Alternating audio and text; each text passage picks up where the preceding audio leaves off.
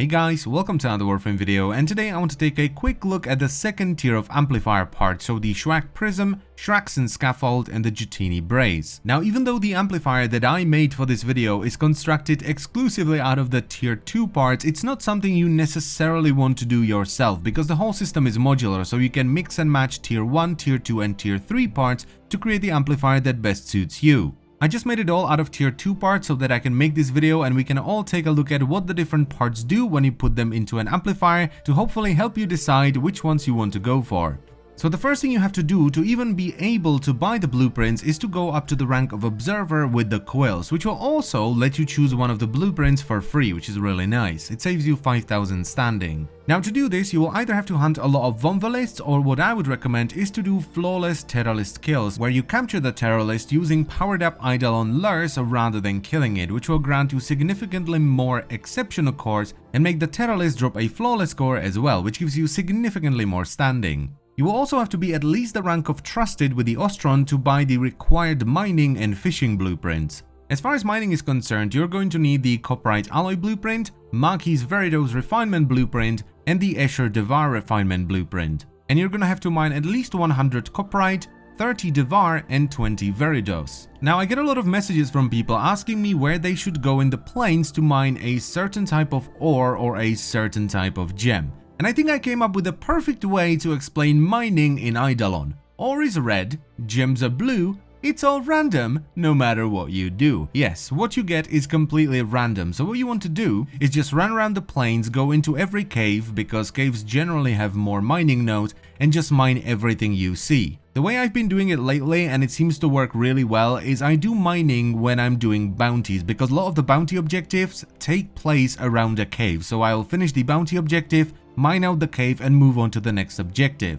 Now once you're done with mining, you're gonna have to do a little bit of fishing as well, because you're going to need 7 Norg brains. However, catching Norg without the bait is nearly impossible.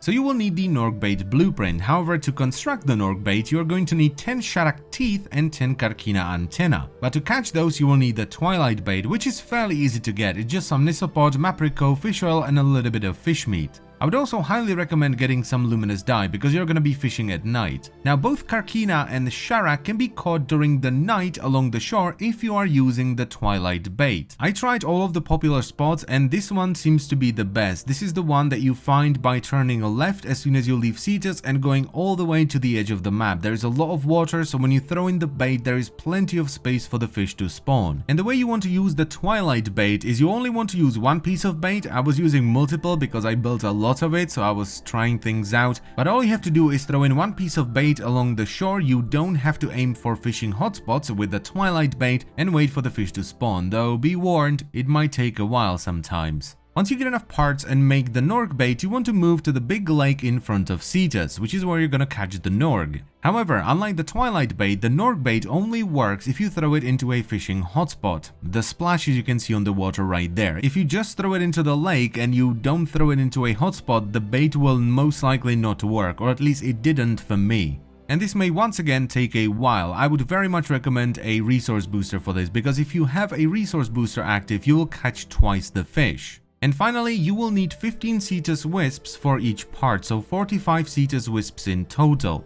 The easiest way that I found to get Wisps is to just run around on a really fast frame, so something like Neja, Volt or even Zephyr, and run across as many bodies of water as possible before returning back to Cetus and loading another instance so the Wisps can respawn.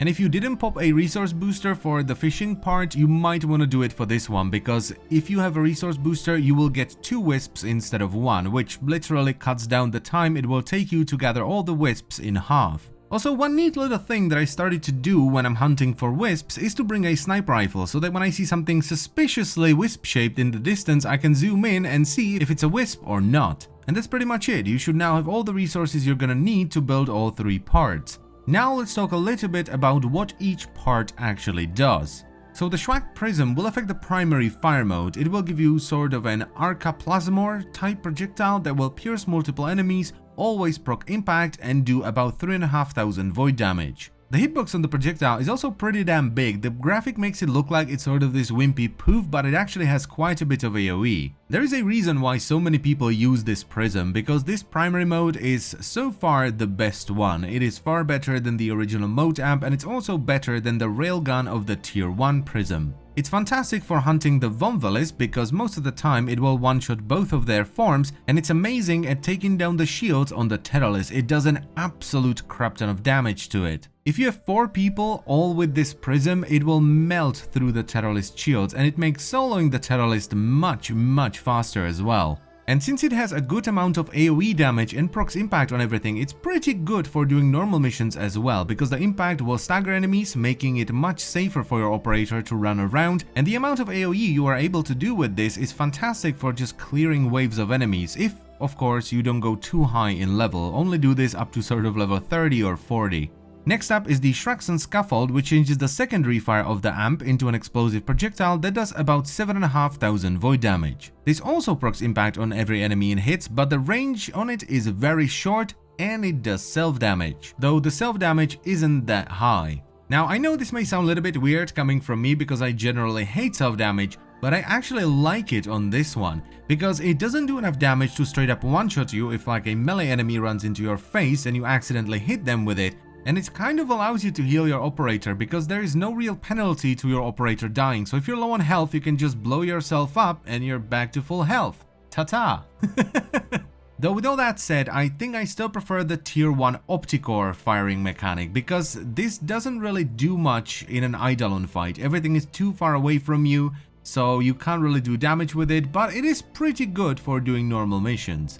And finally we have the Jutini Brace, and all this one does is it cuts down the time it takes for your operator's energy to start recharging from 2 seconds to 1. And I originally thought this wouldn't have much of an effect, especially during the Teralis fight, but then I realized that you can't always fire at the Teralis. Sometimes you just have to move away from some of its attacks, or you have to go and kill a Vomvalis, and this will recharge your energy incredibly fast. It's really good. And that's pretty much it for the tier 2 amp. However, one more thing, I still haven't gilded it yet because I haven't progressed far enough into the Quill reputation, because I'm kind of taking it slow and I don't want to burn myself out. But if you gild the amp, it will give you the option to rename it, you'll be able to recolor it, but it will also get 10% extra crit chance, 50% extra critical multiplier, and 10% status chance, so it will be even stronger. And as always, I thank you very much for watching. I hope you have enjoyed the video and it helped you decide whether you want to build some of these parts or not, and I will see you next time. Bye bye.